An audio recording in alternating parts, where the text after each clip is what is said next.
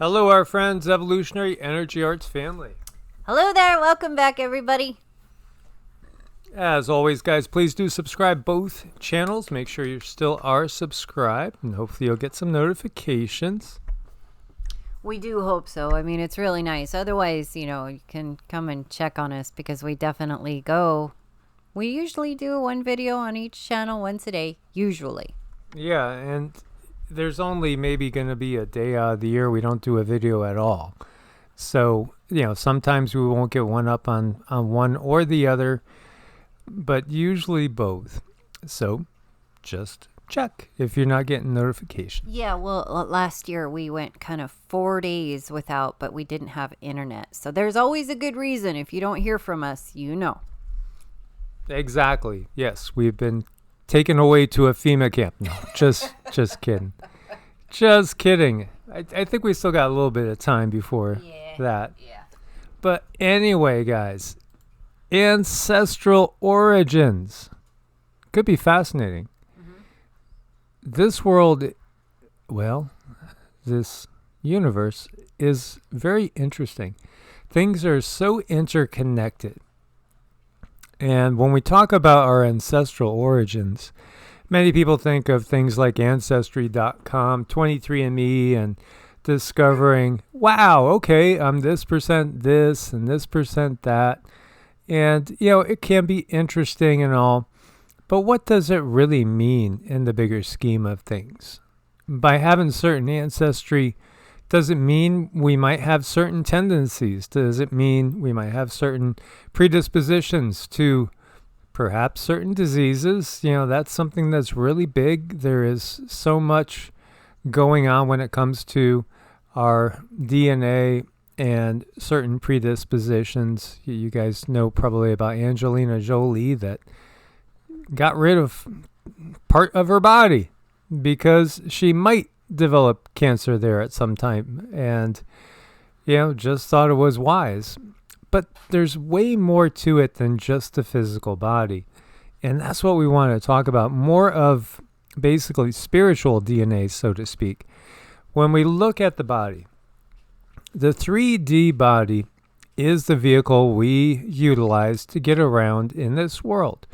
Yet there's way more to us than just the 3D body. There is an etheric template from which the 3D body is actually birthed. So this template already has, so to speak, programmed into it you as an adult. And so when, the sperm and the egg get together and you have the cellular division going on, it goes according to the plan of that template. Do we ever think to ask where that template come from? And this is one of the things that always gets to me when people say, who created us? You did. Who created you? You did. Well, it's the human mind forever needing an end and a beginning. And that's just something really we can't help. But what we can do is we can simply accept it and know, okay, well, that's part of my makeup. I'm always going to want a beginning and an end, but we'll just leave it at that. So expand from there. Exactly. So, when we decide to take an incarnation, we choose our parents. And many indigenous traditions recognize this. There's many Native American cultures that have this belief system. Many Aboriginal people from all over the globe have this belief system. And again, reincarnation or transmigration of the soul, so to speak, it is really the law of the land in most belief systems. And of course, in some, it's been washed away and hidden, but others recognize that really what we're talking about is a soul evolution. It's all about growth, and the soul comes from source, eventually will at some point in time reunify with source. And of course that might take eons, that might take millions of lives, maybe billions of lives, or maybe not so long. It all depends on the soul. Each one is unique. When the physical body dies, consciousness basically withdraws from that and moves on up to the next level to operate from. Now, at some point in time, which one of those times would be this time, where many would have the chance to kind of reset things on a much higher level, like fifth density, for instance, and then decide where to go from there. That descent back down into a more material plane. Again, who are the fallen angels? Well, we are, but it's not what it's made out to be. It's a chosen thing where we descend in consciousness to have these experiences, and only to ascend at some point in time again. And even if we get waylaid by the controller's system, at some point in time, can be very, very long time off though, we'll start to make our way and start to work our way back towards source. But the higher self is the real self, and we are but a fractal of the higher self. Mm-hmm. There's so much here. There's so much, and it is fun to kind of get lost in the thought, lost in the contemplation, like, who am I? Where am I from? Aha, the all famous, why am I here? What is my purpose? Why am I sitting here in this 3D body? And did I really choose these things? Did I really? And sometimes we go through things and we really have to ask that question, and ask it not just once, not just twice, but maybe several times in a day. Did I really? And yeah, the answer is yes, we really did. And as far as where am I from, what is my purpose, that all falls under self-realization, which can lead to a lot of other things. And that's start to understand, like, what is fourth density? What is fifth density? What how do I see things from up there? Because we all have that attachment. Exactly. So getting back to the DNA, when the physical body deteriorates, yes, the physical DNA deteriorates too. Breaks back down into the components that it is made from. But that imprint, the template from that, is still with us on the other densities. So really, when you get down to it, why do we take incarnations? To learn, to discover, to grow, to integrate into us new things. That's really what we're doing. Mm-hmm. And the less popular but very basic answer, the truth is, when we are up there, we tend to get bored, because this is where all the emotion is. This is where the fun is at. This is where we can grow the most, and this is where we can expand the most. And yes, it is very, very intense. So we do come back time after time after time again. Carl Jung, fascinating individual. Man's unconscious contains all the patterns of life and behavior inherited from his ancestors, so that every human child prior to consciousness is possessed of a potential system of adapted psychic functioning. Again, we are the sum total of all of our lives and all of our experiences. And yet, many of us are cut off from a lot of those experiences only really by the belief system we've inherited. So if we inherit a belief system that is one in which we truly don't believe there's any possibility to tap into any of our ancestors, perhaps their strong points, perhaps their skills, their knowledge, their understanding, then it really does isolate us. But that's not the case. We can tap into it.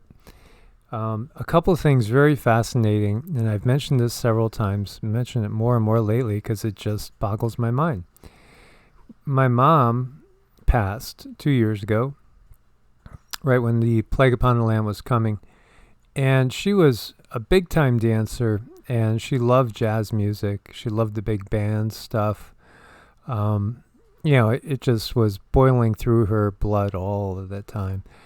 And I found myself I thought it was just nostalgic, that I seemed to be drawn to it more, and my music tastes were ever evolving and expanding a lot. And now it's like I'm always putting some light jazz on in the background, and I couldn't stand jazz, really, until more recently. It's been really since my mom died 2 years ago. All of a sudden, it's like it makes me just calm and tranquil and happy. But it's taking on that from her. So when our loved ones pass, they can work through us. So we are a vehicle. Our bodies are vehicles for our consciousness, but also for others' consciousness to help us along the way. We have many, many guides. And some guides come, some guides go, some are with us all the time. Some are with us multiple lifetimes. And then we have family members that can also aid us through their own experience, through their own knowledge, through their own skills. And a lot of times when they pass on, they give us gifts. They absolutely do give us these gifts. See, when we come into this world, it's not just the mind that's making all these connections. It's the entire body. The entire body is connecting with all of these different situations, with all of these different understandings and knowings. And all of that information is stored in the energy body in some way, shape, or form. So what Mike is experiencing, he's channeling his mom. He's channeling her. She is right there, and she's enjoying this music right along with him. And this is a really good, it's a really good, I feel it's almost a lesson in how to channel, or what does that feel like to channel. So the fact that he started picking this stuff up, and where did this come from? Well, he's tapped into his mom quite often because unfortunately she's not here, but he is thinking about her a lot. So when we do think about our loved ones, we can bring in those energies, we can bring in those gifts as well.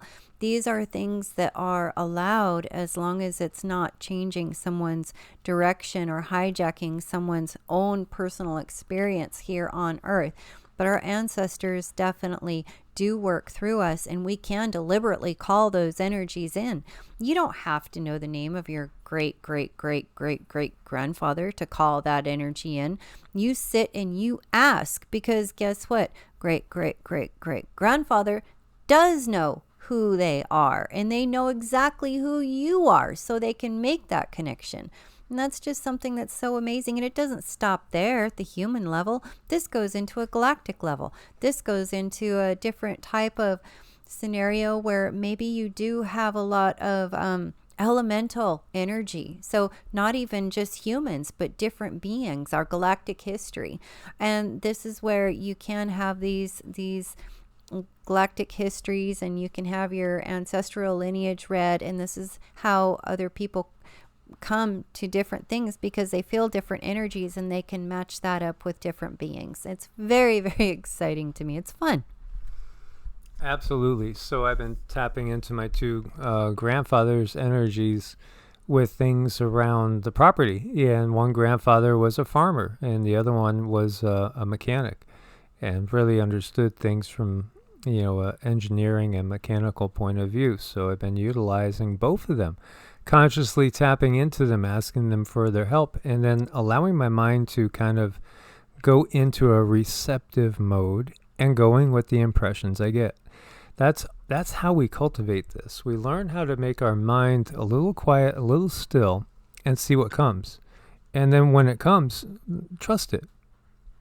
A lot of times you might get the feeling, I didn't think that. Why did the color blue pop up, or water, or I should take a left turn today instead of a right turn when I go home, or I shouldn't stop at that store, I should stop at this store. All these little things that just pop up in your head, often they are whispers from our guides or from a higher self that can see something we can't see. And I just want to touch on one other thing when it comes to the transmigration of the soul.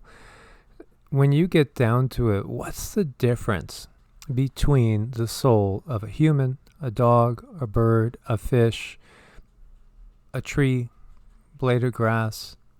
What's the difference? Ultimately, it's just experience and the vehicle it's in at that time. There's no difference in the actual soul.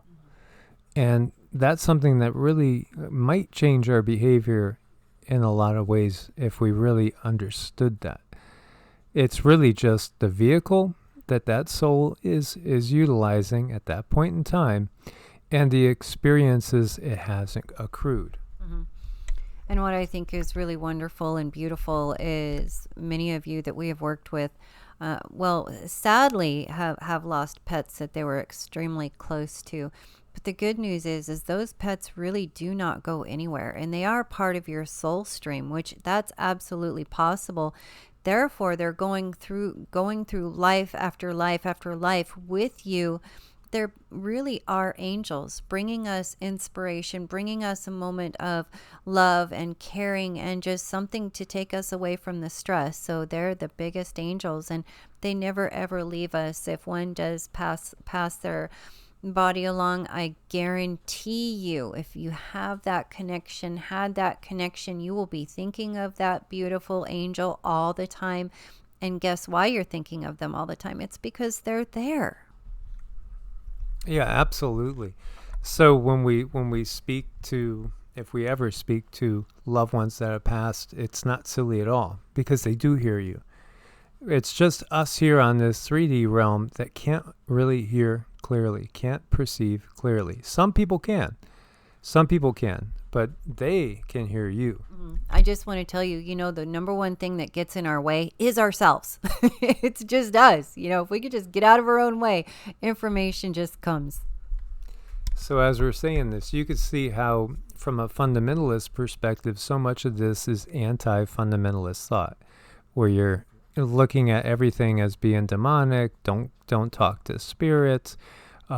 In man being created in the image of God, as if animals and other beings weren't. No, the true being created in the image of God's source is the fact that source is in all of us.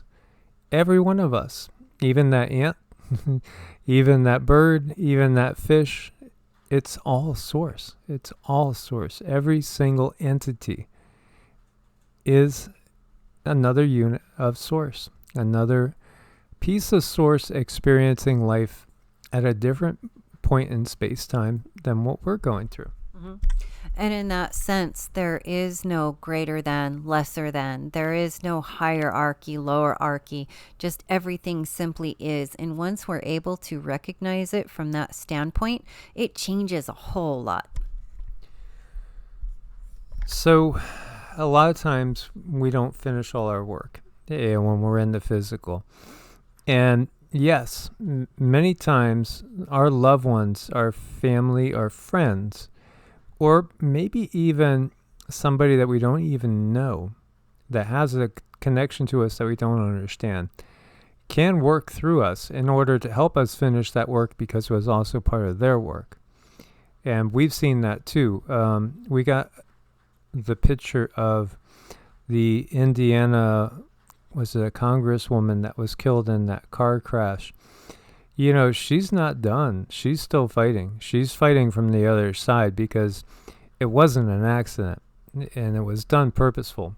But, she can continue to fight from the other side. In fact, somebody, I don't know who it was, but somebody had mentioned, I think it was one of our family members, that the controllers know that in the bigger scheme of things, when they cause somebody to lose the vehicle, what we look at as death is not really death, because they just are going to be on the fourth density.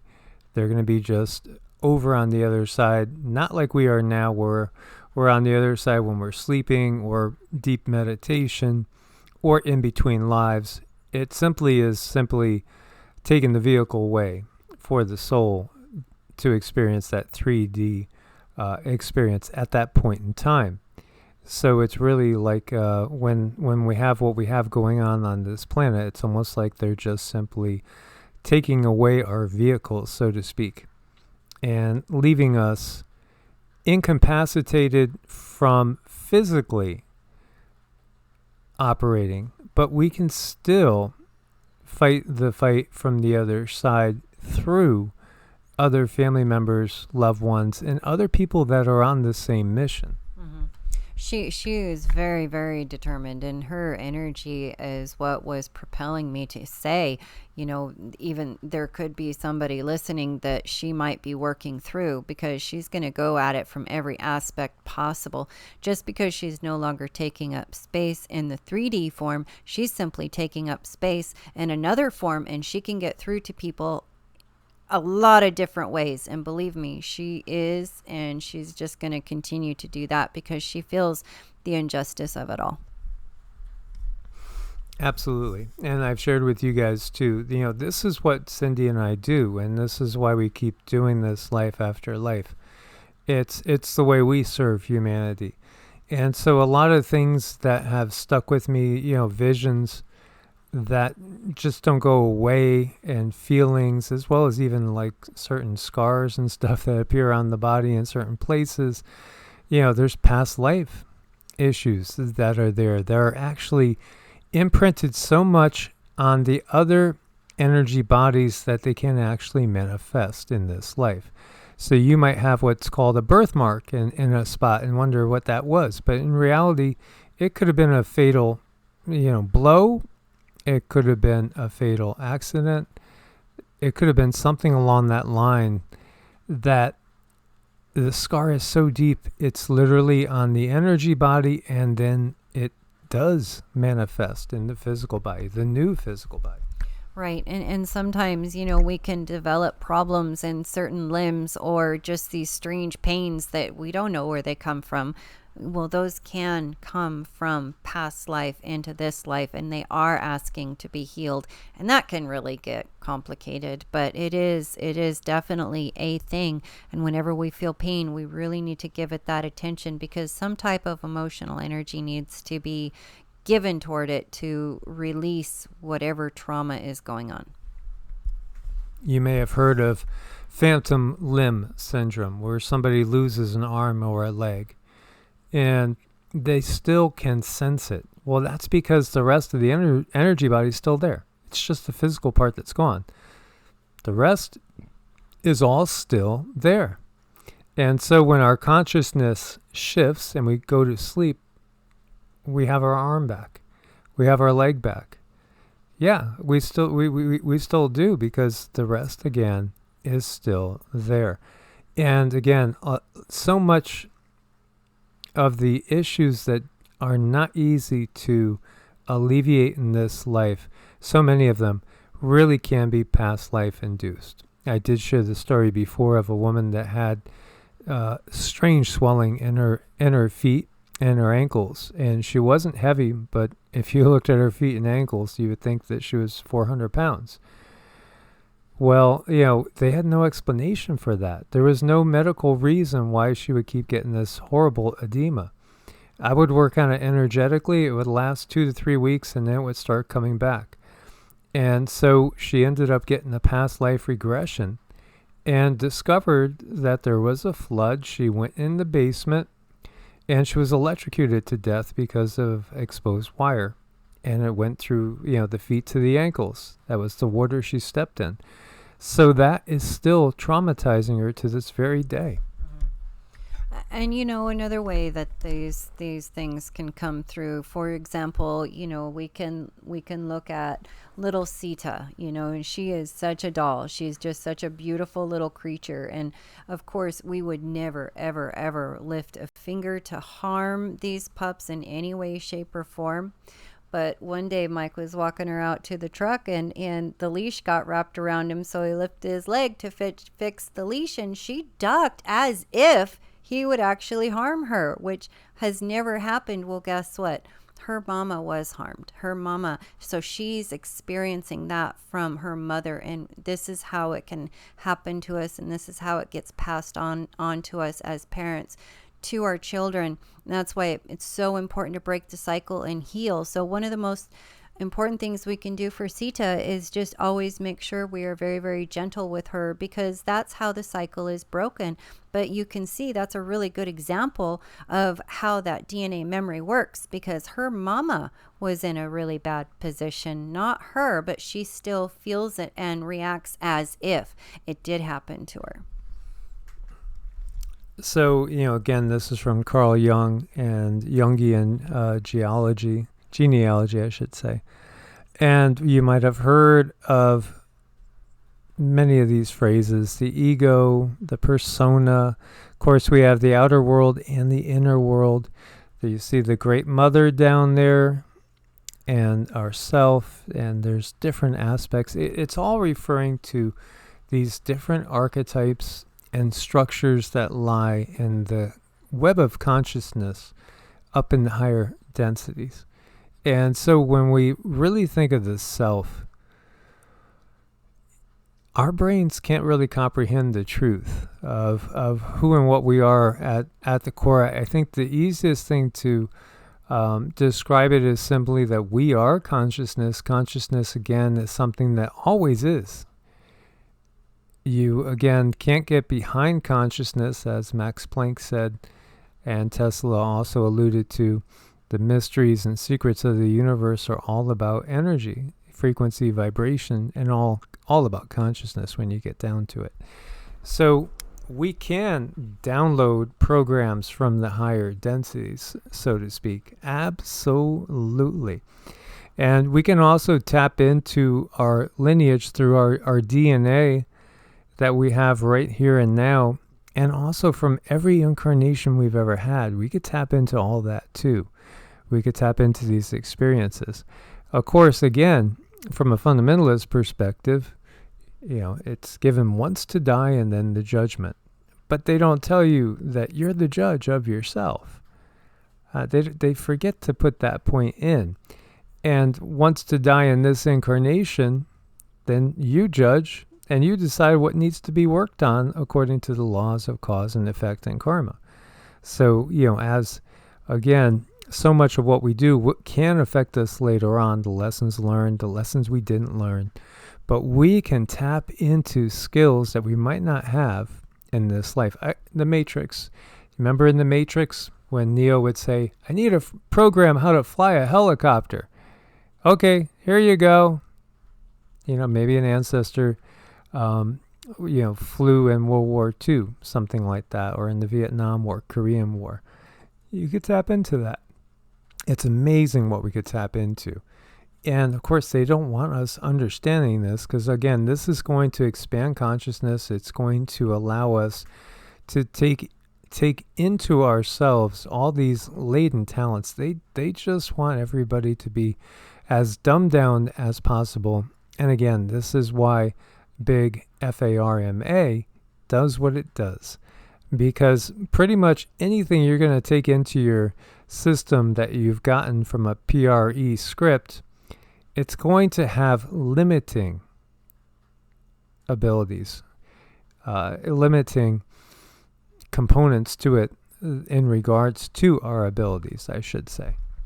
Oh, definitely. That's one of their favorite things to do, is to put things in those prescriptions that really keep us from evolving and keep us from, opening ourselves up and in many cases, seeing the reality of things. So basically, it's just a really nasty trick when anything and everything we could ever need is right here with the mother. It's right here. We don't need any of that, but so many people have been just introduced and raised to think that, well, everybody needs a doctor. It's just the way of life, until you see some things in your own life that simply do not make sense, and you start digging around and understand that, okay, there's something else going on here. So these archetypes, they're basically like patterns, so to speak. And there's many different archetypes, and it's been given to us by different people in many different ways. Some of the basic ones: a caregiver, somebody that's just in service to others. And you have the ruler, the creator, innocent, the sage, the explorer, the outlaw, the magician, the hero, the lover, the jester, the everyman. Again, and we could be different combinations. Oh, we are complicated beings. Yes, and there's so many different ways of looking at it again. Everything that irritates us about others can lead us to an understanding of ourselves. Yes, often, the things that irritate us the most are things we still need to resolve within ourselves. Mm-hmm. And that can be a tough one because it can really get you lost, especially in a chaotic world like this. And that's why we talk about how important it is to learn to meditate and understand the stillness of what it lies beneath us. When the waves on top of the lake are so disturbed, how can you see into that lake and see the depths and understand the depths of things? Life is very much like that. So this is where we need to be so we can start to heal ourselves. Otherwise, many times people don't even know what needs to be healed. How do I go about healing it?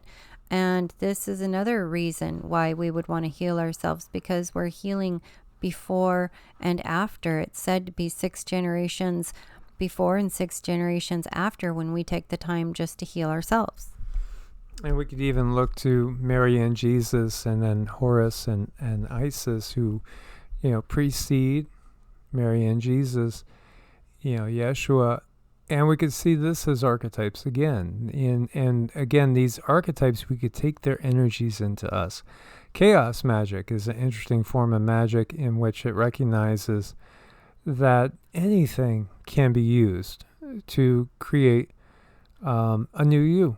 And you can definitely use different belief systems. A dear friend of mine who was probably regarded by most people as extremely eccentric, and he does listen to the videos here and there still. He used to, some days he would just be taking on a complete alternate persona, as a matter of fact. He would actually come to work, and the whole day he was going to talk with an English accent or maybe an Irish accent. And the whole day he would stick with it. There's a book called, I think it's called Undoing Yourself with Guided Meditations. And it's written by Antero Alley. And if you want to go into things along those lines, Robert Anton Wilson also. Great books. All about understanding the persona and how we can recreate ourselves at any time. Now, we could also decide to tap into the highest aspects of ourselves and to bring those forward as well. And again, when we look to the Devas and we talk about Lakshmi, yes, she's a divine feminine representative, and she's known as being the goddess of abundance. And that's not necessarily just, goddess of abundance in material ways. It's abundance of our perspective and the way we view things. Abundance of love, compassion, abundance of patience, peace, and tolerance. Mm-hmm. One of the most important things to bring these aspects forward, though, is really healing yourself, healing your emotions, because you can take on triggers of other people and then react to it. So that's why we want to stay and just continue to work on yourself and then allow this information to bloom, because it is possible to get too much information into the energy body, and your mind, body, brain won't know how to react to it. And so therefore you have this effect where you might be having a really bad day, a real bad mood swing up and down, and you're not sure what's going on. So I really encourage people to work on healing their emotions, because we can get triggers from other people and then we don't really understand what's going on. And then I was thinking along the lines of something very much like this when Cindy just came out with talking about a bullseye. Mm-hmm. Do you remember that little conversation? The information about how does all of really you're asking how does all of this work, and this is the best way that this is what came to me to explain it. So we're in this ocean of consciousness, and it's like we are that bullseye at the center of the target. so to speak. And, that equivalent has been made also by others. And when you look at this, the self, the ultimate unity of the personality, symbol could be a circle cross or a cross in a circle. Interesting, too, we just saw with Biden, this symbol in the background. And you could also see it as the mandala or the tree of life. Mandalas can be used in meditation, drawing one's focus back to center. My mandalas were cryptograms concerning the state of the self, which was presented to me anew each day. I guarded them like precious pearls. It became increasingly plain to me that the mandala is the center. It's the exponent of all paths. It's the path to the center, to individuation. We are all unique aspects of self having our own individual journey at this point in time. But we're all part of something bigger. Again, it's very easy to see when you realize you're composed of trillions of cells. And yet there's one you. But each one of these is a unique unit of consciousness, even though you are a greater unit of consciousness. And everybody was looking, and I don't know if I'll be able to find it right away again, at the Trump speech last night, and the pictures in the background, one of the pictures, you can't see it here so much at this angle, was basically, so it's this window and there's a cross in there again. And it's one of those little magical things about imposing the will. And the elites understand this very, very well. They understand imposing the will. Again, just think about consciousness from the point of view of cellular mitosis and division. One cell divides, becomes two. Two divide, then you got four, and you got 16, and it goes on exponentially. They all come from one. And it's the same thing with our consciousness. We all come from one unified consciousness. And that original source, the experience that we're having now, that's the very center of the pond where you see the rock get dropped, and then as things radiate out are the different aspects of us and what we are reaching. And depending on where you are actually plunked in the pond, well, those are the things you're going to have an easier time to attach to than others, because these waves are rippling out and reacting with other waves and other beings that their waves are rippling. So it's all very interesting. It's also possible for the unconscious or the archetype to take complete possession of a man and to determine his fate down to even the smallest detail. So when Yeshua said, I and the Father are one, there's many different things we could say about that. And, he could be talking about his Father as in the creator of this particular universe, of which there are many, or source being within him. And yet we can emulate Yeshua to such a high degree if we do integrate his teachings and his frequency and his vibration, so that our life starts to really change. And we're no longer the same person. Instead of, getting cut off and you're yelling and swearing and you're giving the finger to the guy that cut you off, you might even say, you see the same person later on, you're both going to go for the same parking spot, and you might just back up and say, here, you take it. Go ahead.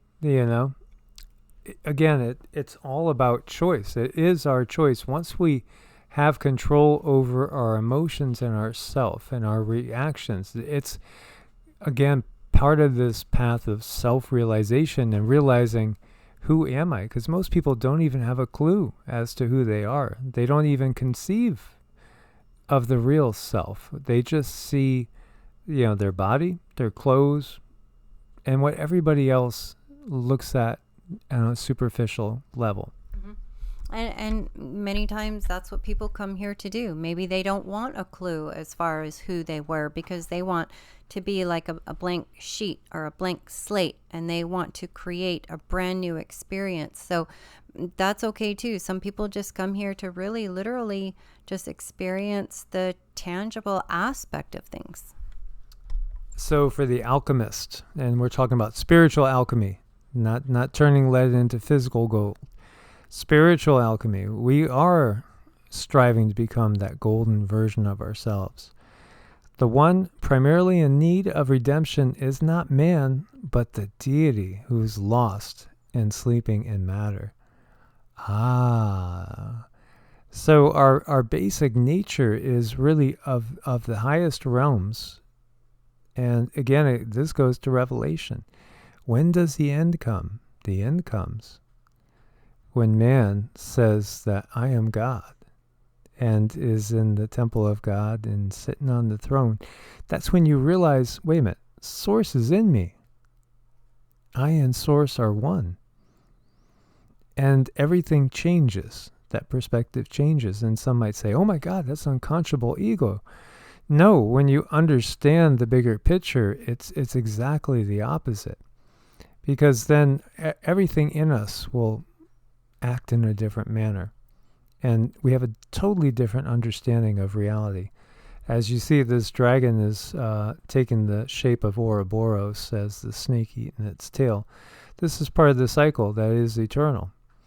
The descent from divinity into matter, and then the ascent back up. Mm-hmm.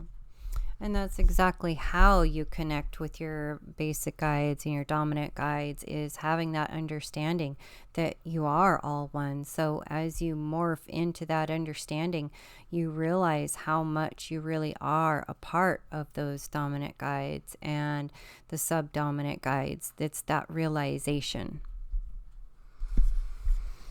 And so it reminds me of another biblical quote where they speak about how Yeshua was speaking in such a different manner than anyone else, because he spoke with a certainty.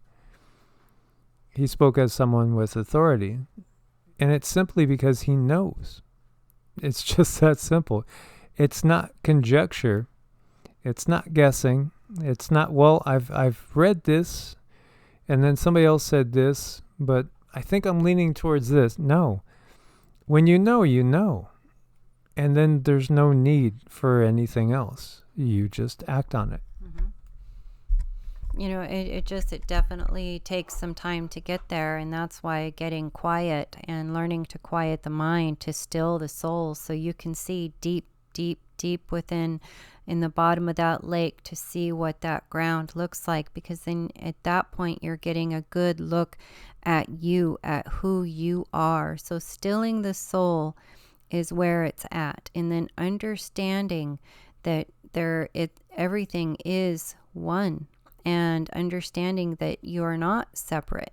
So this is what brings us more and more into that understanding of where we're from, why are we here, what is our purpose, what is the mission. All of these things can be answered through stilling the soul. As always, guys, thanks for your support on Ko-Fi and Patreon. We couldn't do it without you guys. Look forward to your comments, questions, and let us know what you want to hear more of. We would love to do that. And I'd really like to keep EEARTS more along these lines as much as possible. Sometimes we just get overwhelmed with news that we feel like we have to cover. We have a duty to cover, but we'd much rather go down this path as much as possible. God bless and namaste. Namaste.